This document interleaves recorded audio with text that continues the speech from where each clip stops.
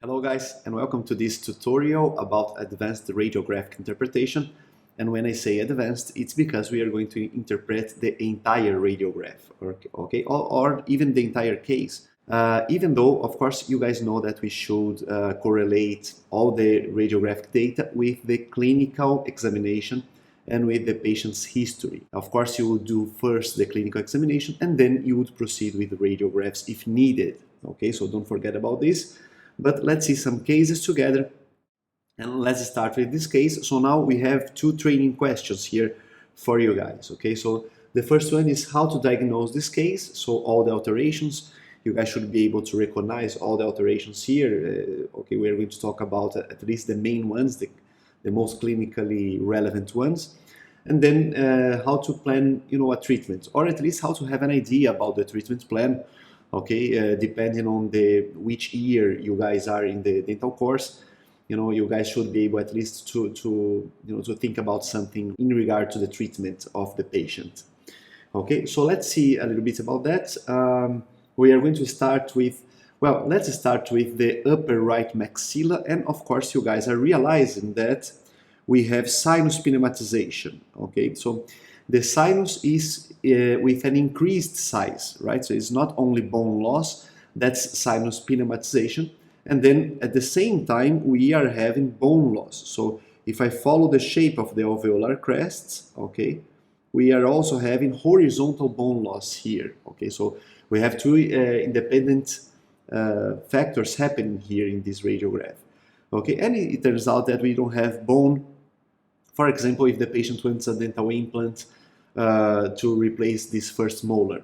Okay, very good. So let's keep going. So we have for this premolar. So this premolar had received an endodontic treatment, so a recent endodontic treatment, and then of course I'm not showing to you guys any clinical image. Okay, so we know that this was a recent endodontic treatment. Okay, and then of course you need to follow up this situation here, because it seems that we have a radiolucent lesion, but you could be surprised with the pattern of the trabecular bone of the patient, and also there is the sinus floor here, which might be a little bit confusing in this region. Okay, so since we have magnification and distortion with OPGs, if you guys are thinking that you would take a periapical radiograph, well, that's a very good decision. Okay, for this case over here. Very good. We still need to follow up this situation. Then you guys might think that we have these radiolucent areas here, but not really. This you still could be surprised with the region of the incisive and canine fossa, but also many times this region is not so properly positioned within the focal trough or the focal layer of the OPG, and then sometimes you cannot see this region properly. Okay. Also, don't forget that we have a lot of shadows. Okay, so we have the shadow of the spine. Okay, so a radiopaque shadow, a radiopaque superimposition of the spine. We have all this layer that is more radiopaque in this radiograph. Okay, and also a lot of other areas. This is not the best radiograph, but that's why we are choosing a challenging case for you guys to train a little bit more. Very good. So then we keep going, and we have horizontal bone loss. Okay, let's follow the level of the alveolar crest. Okay, and then take a look at this between the lateral incisor, the 2-2 and the 2-3.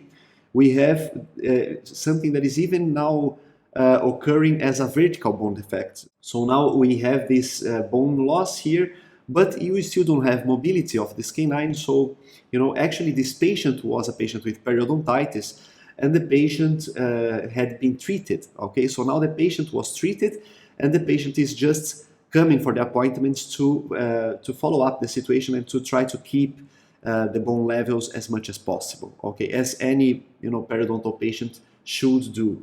Okay, so now we can still follow up this. The bone levels are being maintained.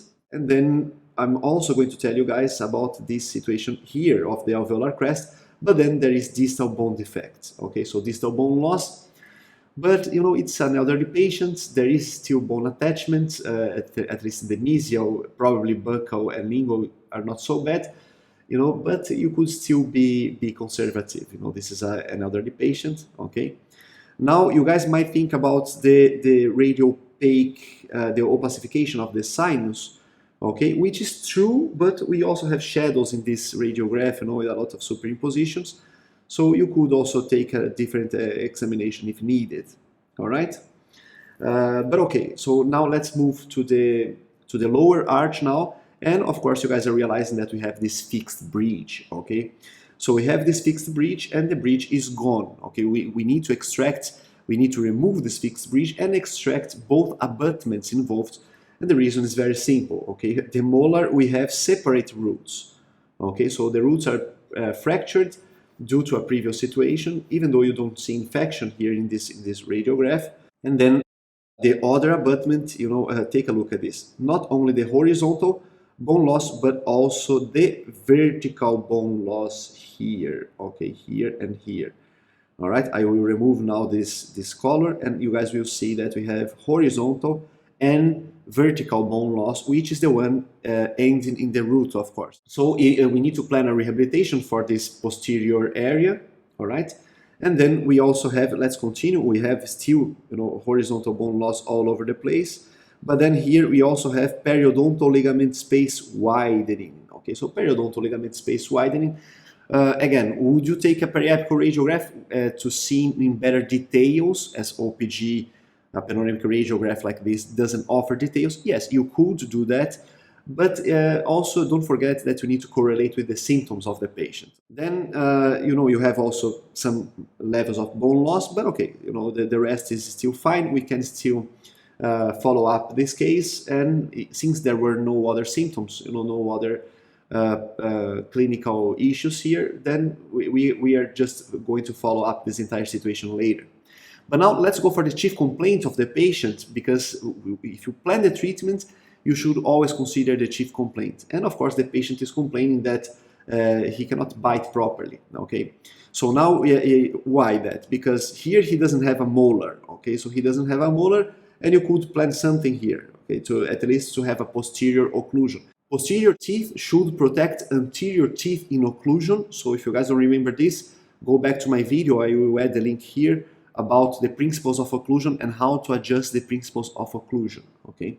So this is something that we need to consider, and then of course to replace this fixed bridge, okay? And of course there are many ways where you could do that with even partial removable dentures, for example, okay? So RPDs or dental implants. So, and that's exactly what we did here, right? So how to plan dental implants here. So I'm just going to comment this briefly, although this tutorial is about radiology. There is the you know, infection of these roots, but we still have bone here, you know, and the mandibular canal is down there. So we could plan 2 long implants here and here. Of course, you would have a CBCT, well, as we had, to plan this properly.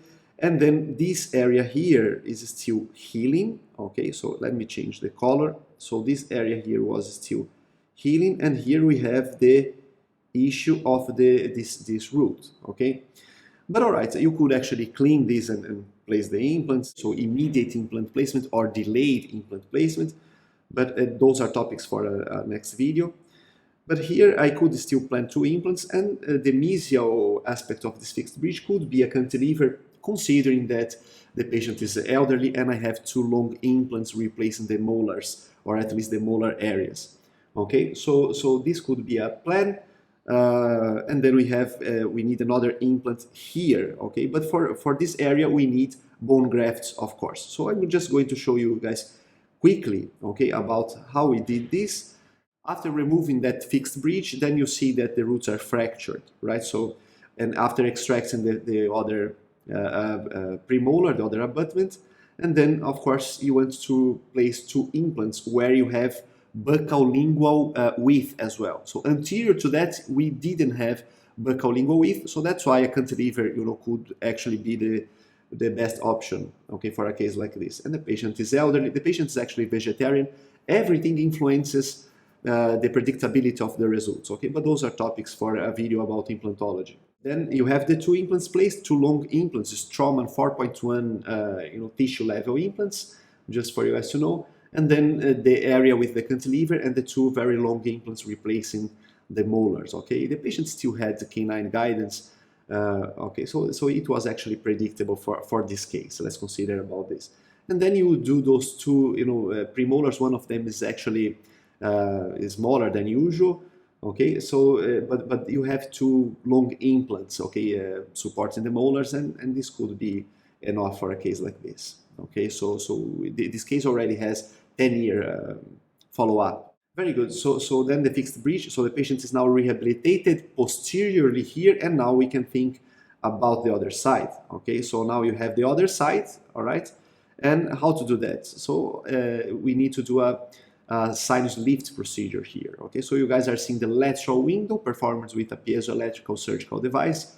Okay, this was a driller, the brand of this device, and then the lateral window open. Okay, you guys are even seeing, take a look at this, how nice. You guys are seeing the Schneider membrane. Okay, so the sinus membrane is now elevated for us to insert the particulate bone substitute. Okay, in this case was bone ceramic from Straumann. All right, and then there you have it. So the biomaterial being inserted in this area. Okay, and then of course after let's say for 5 months, 6 months, you would take a CBCT to see. Of course, this is a collagen membrane. You would protect, of course, the lateral window, and then you would close the flap. Please realize that, let's talk about the flap since we are talking about dentistry here, not only radiology, of course. This is the incision of the alveolar crest, and then contouring this tooth, and then the releasing incision. Okay, so that's why you have a nice access to the area that you want to graft. Okay. Very good. So then you would take a CBCT 6 months later. So this would be the CBCT, and now the implant planning is on the screen. Okay, so you have the implant planning. Don't forget that we are still following up the recent endodontic treatment here. But okay, you have the very nice healing of this sinus graft, and the patient needs to be rehabilitated posterior because the patient needs to bite properly. That's even the chief complaint. Okay. Very good. Then the implant placed. Okay, accordingly, there was buccal lingual width as well. We can see the axial slice of the CBCT. Okay, and then let's just you take a periapical radiograph after the implant, of course, to follow up other conditions as well. We are still seeing this situation here, but take a look at this. This trabecular bone pattern is not so different from this trabecular bone pattern. I am still seeing the lamina dura of all these teeth, the periodontal ligament spaces being formed for this tooth as well. So this is an elderly patient. The canine fossa, the area of the canines, should not be assessed on this radiograph. You need another periapical radiograph. Of course, you guys know that. So you are still following up all the situations here. Okay.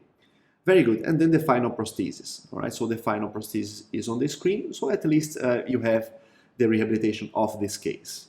Okay. Very good. Let's talk about some more cases here. And then, try by yourselves to pause the video and to describe the following radiograph. Okay. So just a periapical radiograph.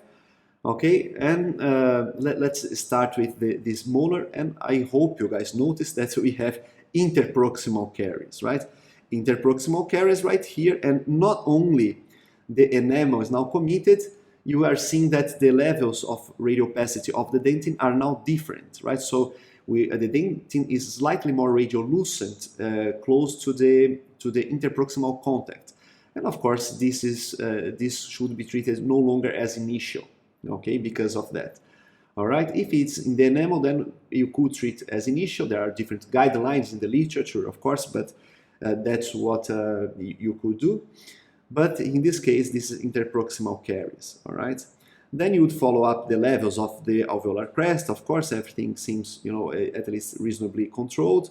Lamina dura, periodontal ligament space of the other teeth. Okay, and then this is cervical burnout. Of course, you would check cervical burnout areas as well. Okay, since they are common in the radiograph. And then we have, of course, the endodontic treatment. Okay.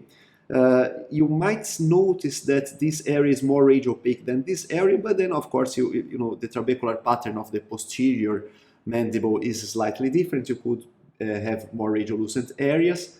and then I can still see the periodontal ligament space and the lamina dura of this tooth, so this could be still fine. Okay, you would, before diagnosing condensing osteitis or anything like that, you would check the periodontal ligament space and you would compare the trabecular bone of this area with the rest of the trabecular bone of the patient.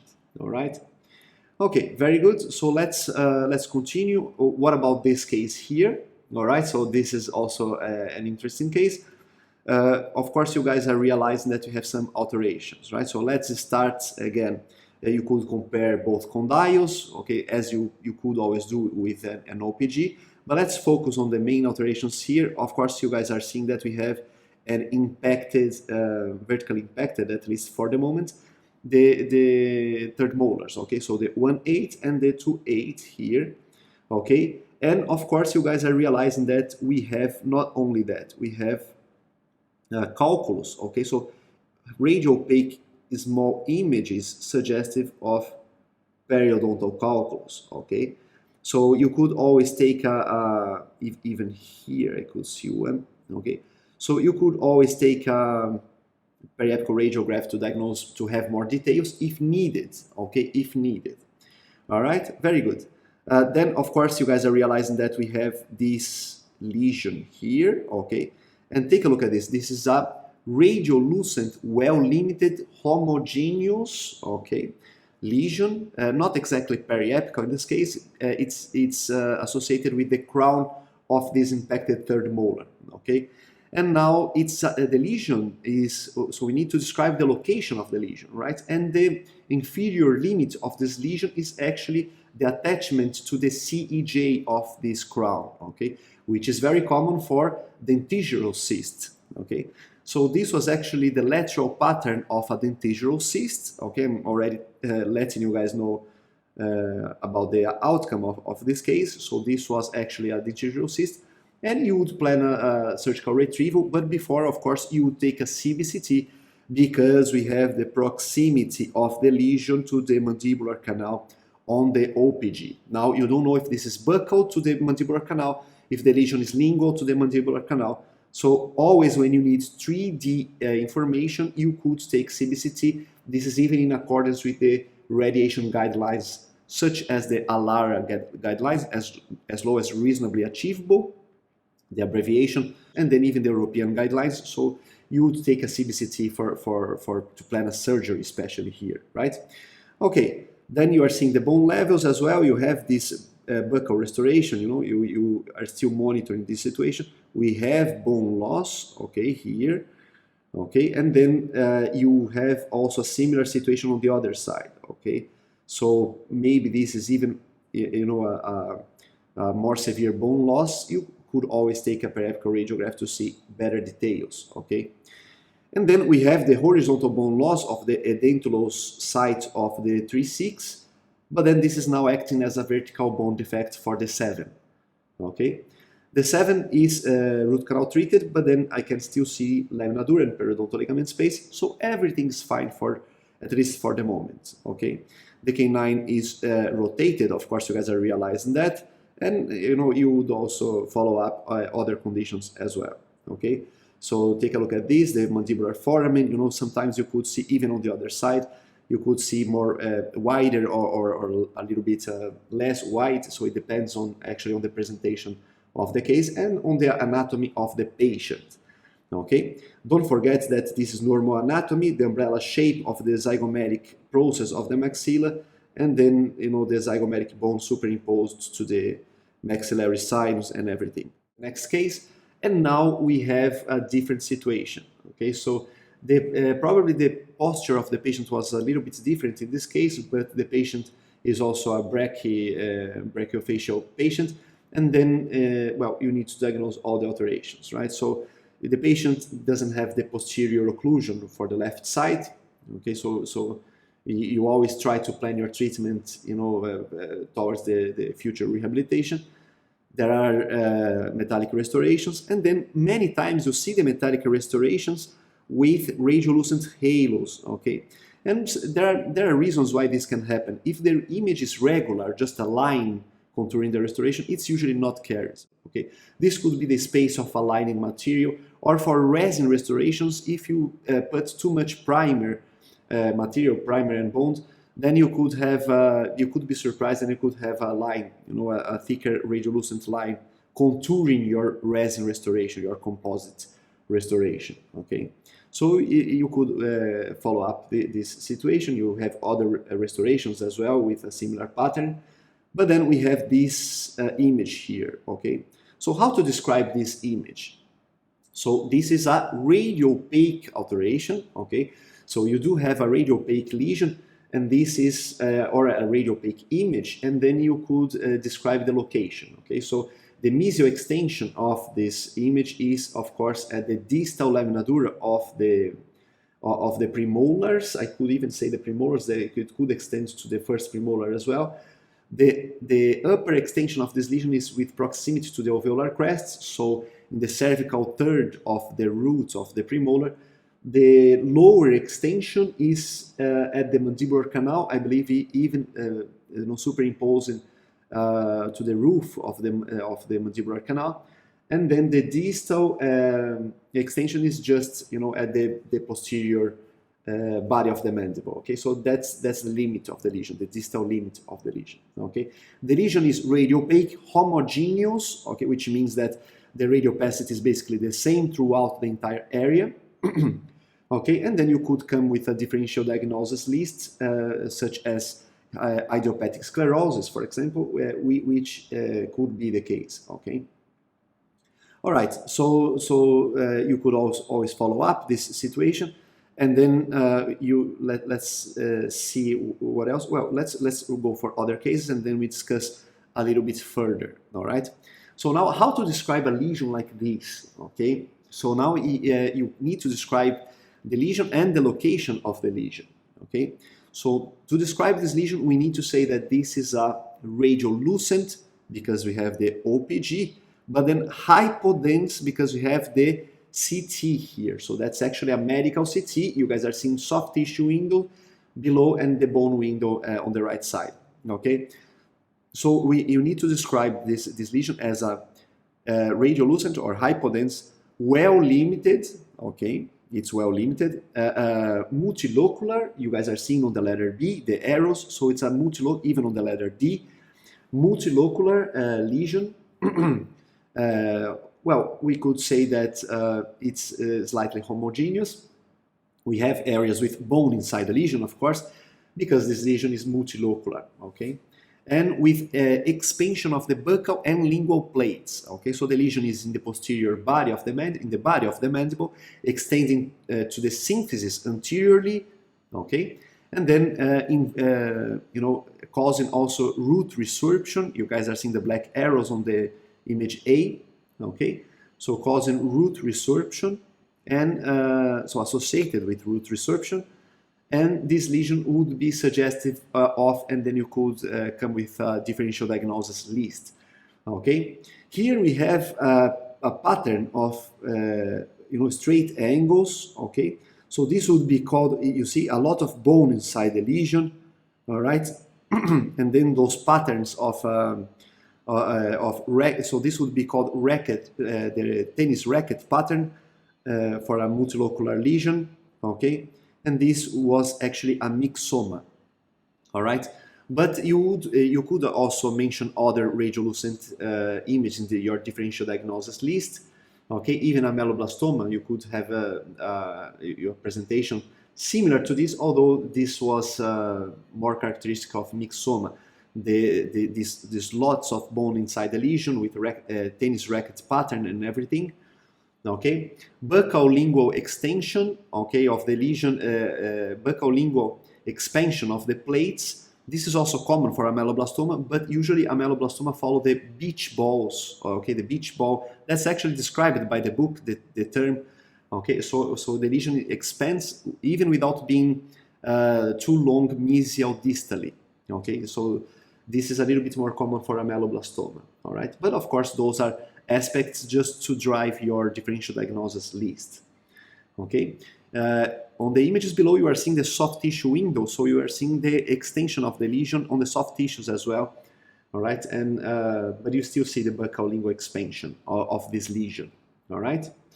Very good. So you see, it's not so easy to describe a lesion like this, but that's why we need to describe with a lot of details, okay? Mesial extension of the lesion is at the symphysis, as I said, okay? And distal extension is at the end of the body of the mandible, so the posterior aspect of the body of the mandible. The lesion is extending distally to the site of the second and third molars, all right? Very good. So let's now do a surprise exam, okay, for you guys. Feel free to answer on the comments, but you guys can always send the questions for me as well.